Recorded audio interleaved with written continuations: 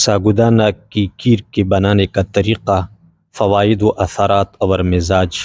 اجزاء: ساگودانہ 50 گرام، چینی 75 گرام، دودھ 1.5 لیٹر۔ بنانے کا طریقہ: ایک برتن میں دودھ ڈال کر چولہے پر رکھے اور خوب جوش دے کر اس میں صاف کیا ہوا ساگودانہ شامل کر لے۔ 10 منٹ کے بعد آنچ ہلکی کر دے، پھر اس میں چینی ڈال دے اور اس کے ساتھ چمچ ہلاتے ہوئے ساگودانہ کو اس حد تک پکائے کہ یہ گل جائے۔ جب تمام اجزاء آپس میں اچھی طرح مکس ہو کر کھیر کی شکل اختیار کر جائے تو چولہے سے نیچے اتارے اور پلیٹ میں ڈال کر ٹھنڈی ہونے پر بچوں کو کھلائے۔ اس سلسلے میں ایک احتیاط مد نظر رکھے کہ بچوں کے لیے ساگودانہ کی کھیر پکاتے ہوئے ساگودانہ کو پہلے تھوڑے سے پانی میں بھگو کر گلا لے، اس سے کھیر بہت اچھی بن جائے گی۔ ساگودانہ کا مزاج اس کا اعصابی عضلاتی ہے۔ فوائد و اثرات: اوپر معلوم ہوا کہ دودھ میں پکایا جاتا ہے، اس کے استعمال سے گردوں اور آنتوں کے زخم بہت جلدی ٹھیک ہو جاتے ہیں۔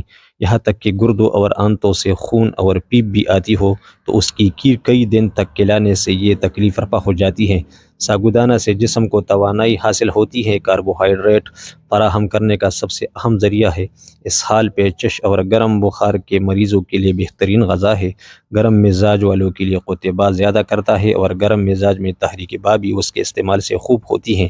ساگودانہ میں پروٹین کی کچھ مقدار ہوتی ہے۔ جب اسے دودھ میں پکایا جاتا ہے تو اس کی غذائیت میں اضافہ ہوتا ہے۔